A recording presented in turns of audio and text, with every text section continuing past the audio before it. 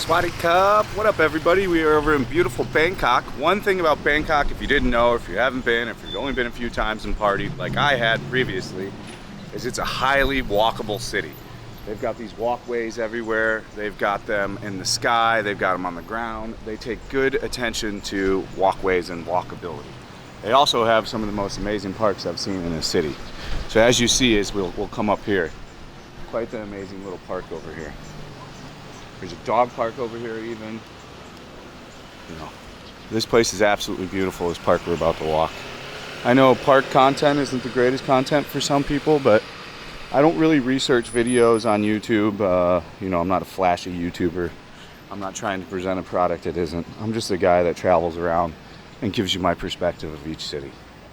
And as far as livability, walkability, you know, Bangkok's very high on the list for Southeast Asia. So this has been Benjakitti Park, and we'll see. We're about to go walk on all these beautiful walkways, but let me show you the actual park schematics map.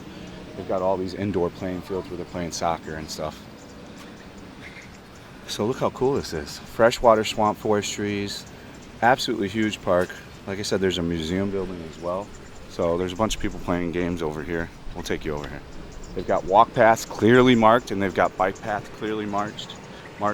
You know, I would say Bangkok is giving a it's becoming an Americanized product or a Western product very, very fast. So they've even got it labeled, look how cool this is.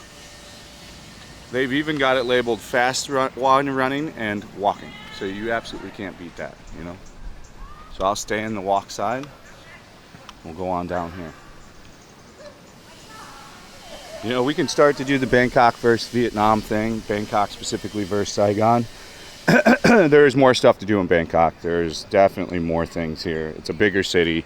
It is more set up for tourism. You know, Vietnam is a GDP manufacturing country, where Thailand's a GDP tourism country. So they're working on two totally different ways of making money.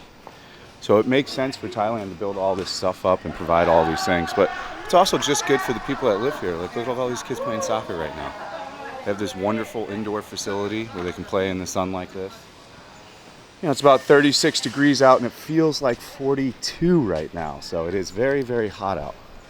So there's more of this stuff over here. We don't really need to see this. It's courts, all that stuff. There's a dog area over here. They're very friendly for dog walk. We're going to go up onto these walk paths and walk all around them. There's security everywhere, which is also things you would like to see. You know, there's no vaping signs. Great. It's so funny they're against vaping. We can talk about that too. So I think the honest truth with the vaping thing is they probably have made an alliance with the tobacco companies. Would be the most likely scenario there. It absolutely makes no sense that they would get offended by a vape, but absolutely allow smoking. Like, you can crank a cigarette. There's nothing on the sign that says don't crank a cigarette. It says just don't crank a berry flavored vape. I mean, it's kind of some back-asswards shit, to be honest with you, but you know, each country has its own rules and stuff, and you gotta respect the culture. So that is what we're gonna do. So we're essentially in a marsh right now, like a protected wetlands, like a little protected wetland in the middle of the city. You know, this is at the end of Soi 4.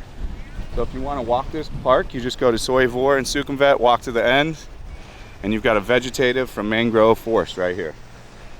So vegetation from mangrove forest includes red mango, mango apples. And if you want to read it, just pause it. I'm not going to read all that stuff for you. You can do that on your own. So if you're wondering what the camera setup is, this is a Sony ZV-E10 with a DAD dual microphone. So that means it shoots in bi-directions. It's a professional microphone. I purposely record the front as well to pick up all the surrounding sounds, so it makes you feel like you're more with me as we go on these first-person view walks. And then we're on a Crane M2 gimbal to keep it all juicy and goosey. So I very much so prefer the Sony EV10.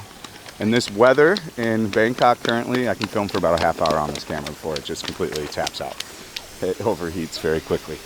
It is extremely hot. It is not for the weak to walk around during the day in Bangkok. You've got to be a guy that's done this before. You know, they get these fishing hats and all this stuff, so she's getting the chafing going. That's fashion. Never wear fashion in the always functionality over fashion, boys and girls. Always. Functionality is much more important. Awesome little, you get a little reprieve from the sun as you dip in between each one of these trees. That's what I'm talking about. So we're going to be shooting a lot of YouTube videos now. I live streamed pretty much my first week here. I went okay. You know, my live streams are a bit different. I don't do too much G-Gen stuff, so the numbers aren't what they used to be because I'm not going to a bar and stuff all the time. And as you can see, this climbs over to a subway entrance, if I remember right. Let's keep walking down this way, though. I want to show you the middle of the... This is just stuff you can do during the day or at night or in the morning. If you want to beat the sun in Bangkok, you got to do everything before 9 a.m. 9:30 it comes on crushing hot. So it's about, I don't even know what time it is right now. Let's see, let me check my...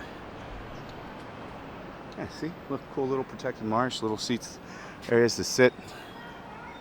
You know, beautiful city line in the background. Let's see. 16. Okay. Man, is it hot?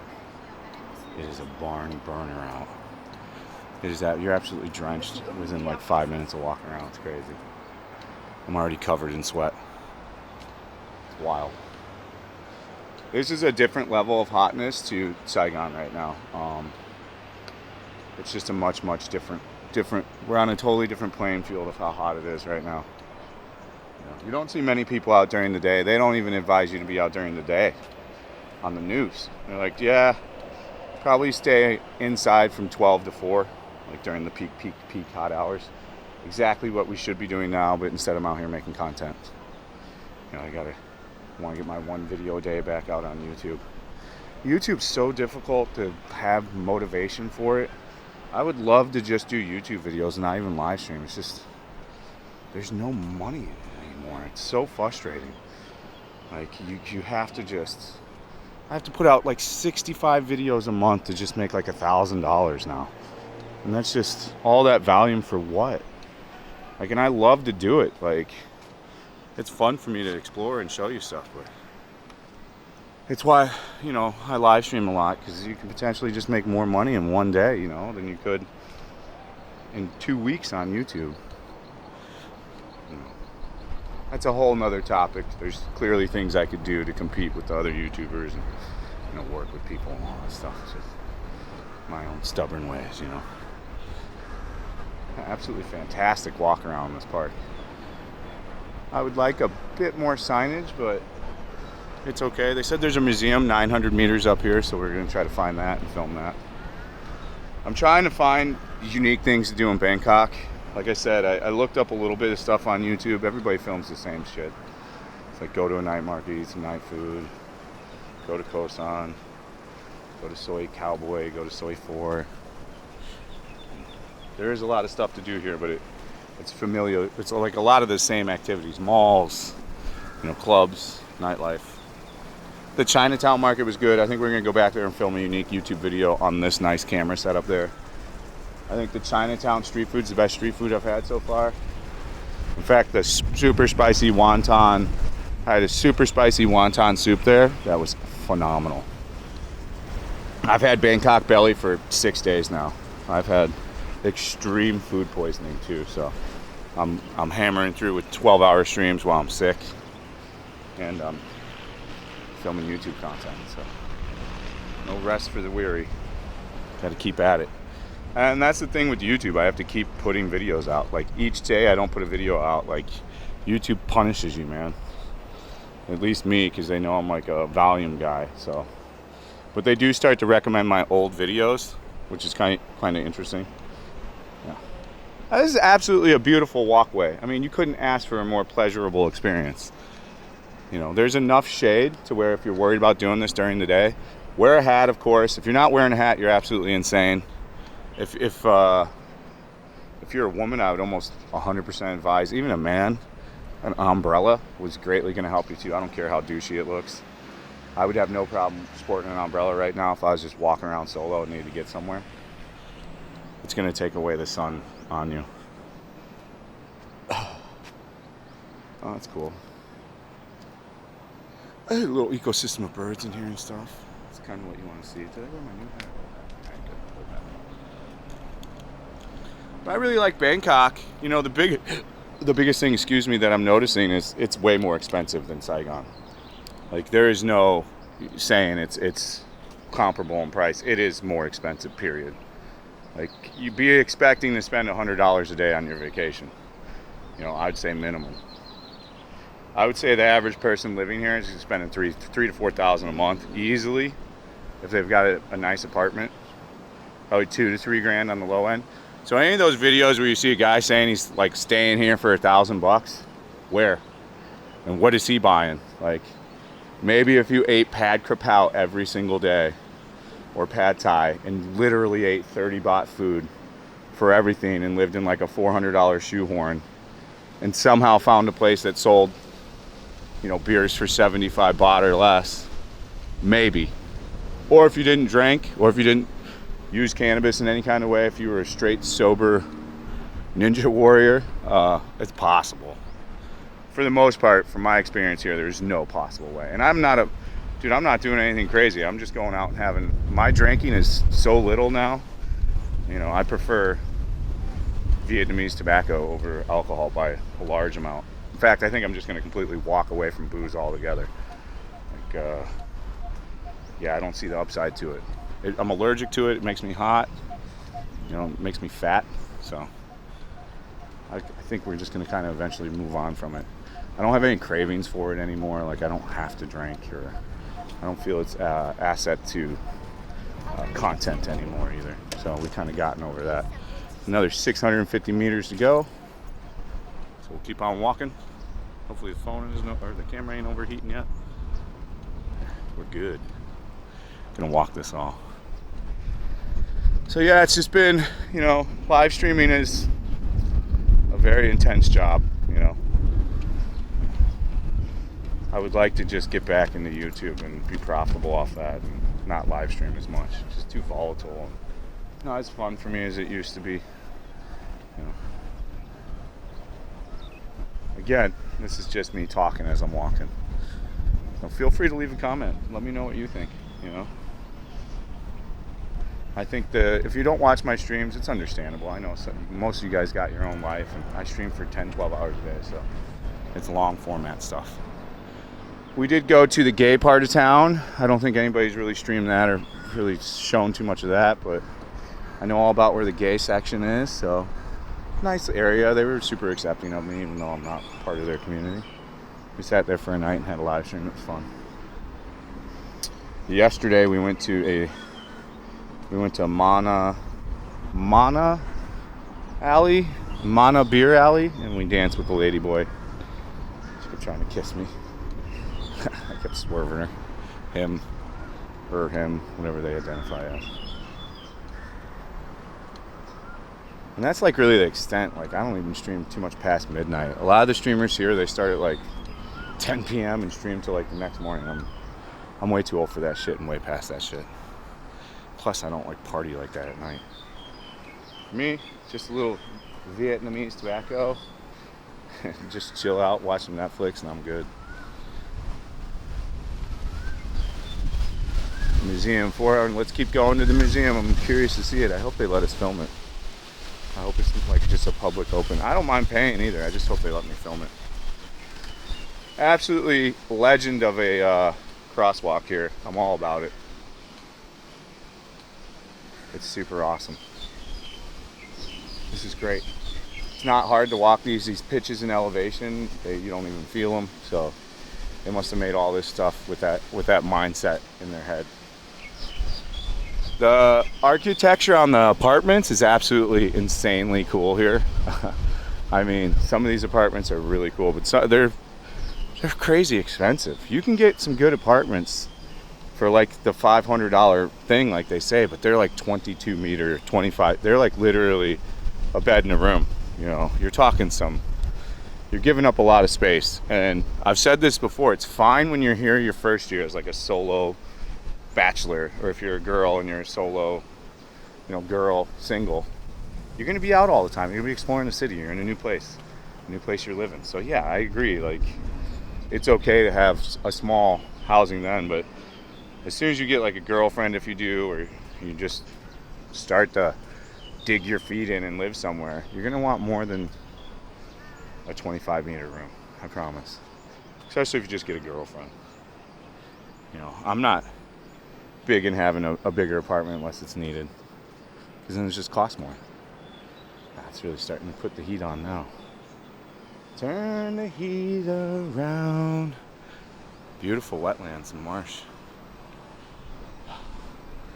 My feet are finally healed. They've gotten used to the Crocs. I, for the first time ever, decided to be a real Vietnamese and just bring one pair of versatile shoes, aka Crocs, and boy was that a bad idea. But now that I built calluses where the Crocs don't ride right, it's all good, baby. There's always, anytime you wear a new shoe that much, you want to switch. And then you can read all that if you want to pause it.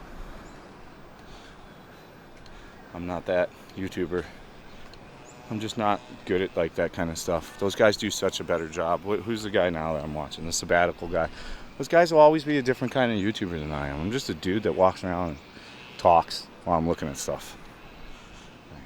Nothing too crazy. I know it's a more niche market, but I just try to give a real perspective. I'm not a guy that can learn a language in 2 weeks and then immerse myself in a culture for 2 weeks and be speaking like a local. That guy has an insane talent.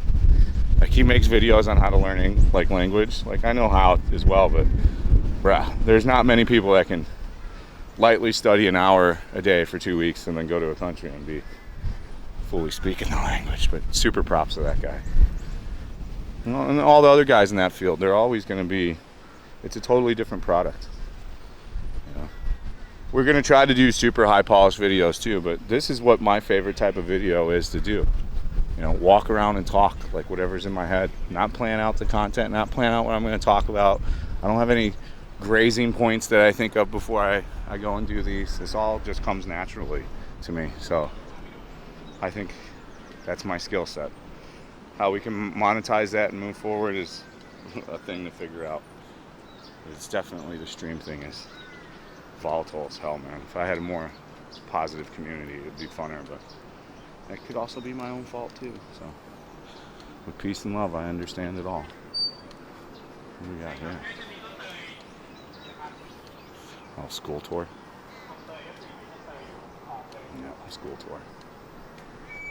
Or some kind of tourism tour. Maybe a college? I don't know.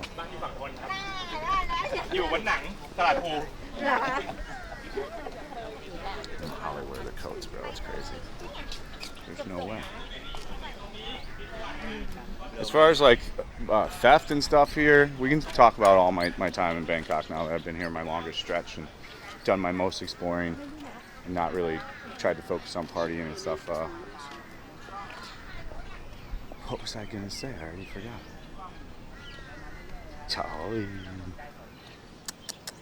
Maybe I'll remember. This way? I'm gonna guess it's this way to the museum just by the arrow pointing this way. I would safely assume it goes towards the museum. Yep, 160 meters. We're inching in on it, baby. Inching in on it. It's gonna be a long upload. Get back to the hotel. Upload this deal and then put my stream bag on and go work a 10-hour shift. So this is the life of a creator, and not a good one. Yeah, the live stream shit makes you depressed too, bro. It's a difficult game. I could talk about that shit for hours, but it just sounds like crying at this point and complaining. So let's move forth. Move fortheth. Oh, now we got no signage. We got discrepancy in signage. How do I know which way the museum goes? Now I have to guess. Oh, nope. They give you one right when you need one. So it looks like it's going to be a 25-minute walk from Soi 4 to the museum if you're going to want to walk to the museum. Oh, we're overheated. Let me save the video and then turn it back on because it can sometimes turn off when it's overheated. All right, we're back. She is extremely overheated. It's high temperature. That took only 20 minutes. It's been a big problem with filming in Bangkok with this camera. It only works for 20 minutes and then it takes 2 hours to cool down almost, unless I stick it in the fridge. Yeah, to get the good juicy shot.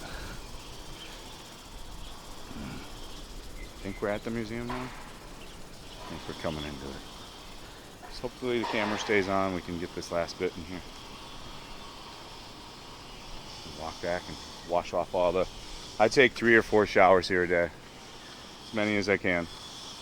If we get time and during the stream to come back home and shower. Oh.